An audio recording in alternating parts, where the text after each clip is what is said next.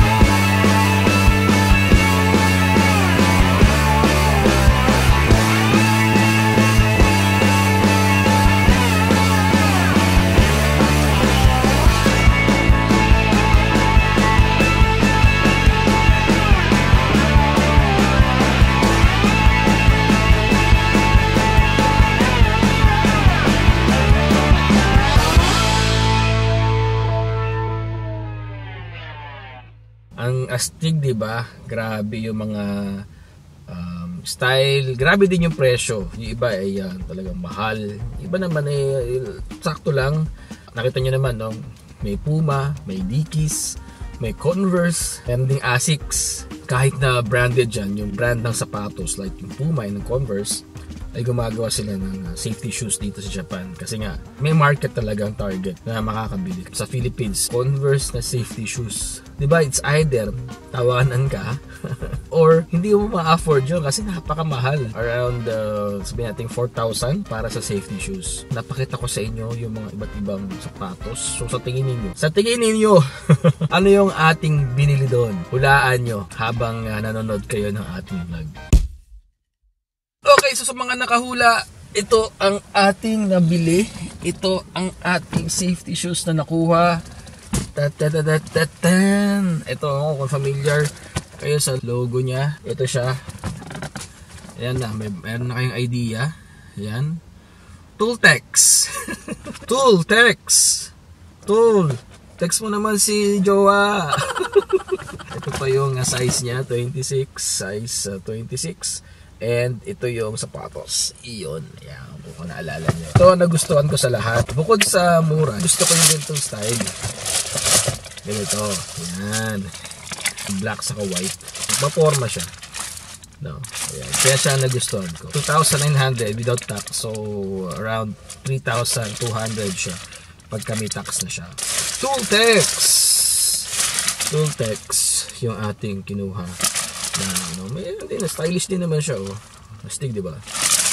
Para sa akin hindi practical kumuha ng Converse or Ichimang or isang lapad na safety shoes, no, para lang magpapakitang gilas ko dun sa Kojo, no, sa factory. Para sa akin, approve yung ganitong klaseng safety shoes. Fair na fair. Bukod sa stylish na siya, forma, astig, di ba? And mura pa. So kayo, comment nyo sa baba kung kayo ay merong nagustuhan dun sa mga sapatos na yon. And malay nyo, mabilan ko kayo ng sapatos. Malay nyo, iparaffle ko, di ba? At merong mapalad, no, na makakatanggap ng libreng safety shoes. Yun yung ating vlog ngayon. Maraming salamat sa pagsama sa atin.